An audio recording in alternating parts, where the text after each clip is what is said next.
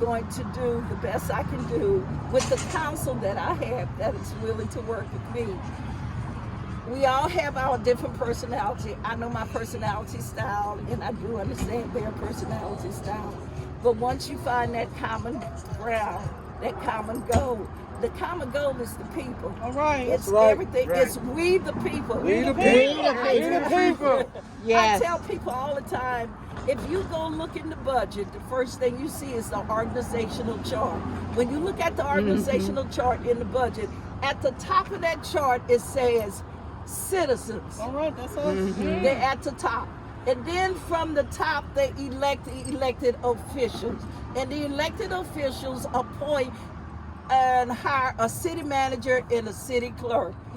If the people are not in charge of what they're doing, then you're going to have chaos. Yeah. And we done had enough chaos in this time. That's right.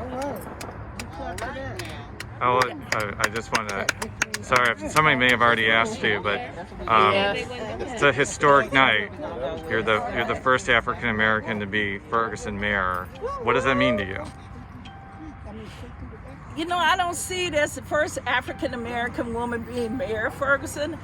I see a person who, what we did, Your history. I galvanized people. History. And what it is, I galvanize people. That's my call, that's my goal. I started with a small group and it just escalated and it just went around. And people from the seniors to the young people understand that my goal is for us to be one, for us to work together. Right. So being the first African American woman, what does that mean? That means I got work to do. That's right. Because when you're an African American woman, they require more of you than they require of my counterpart. And I know that the people in Ferguson are ready to stabilize their community. And we're going to work together to get it done. That's right.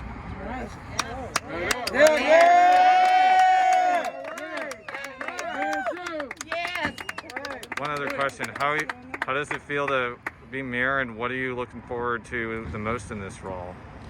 Well,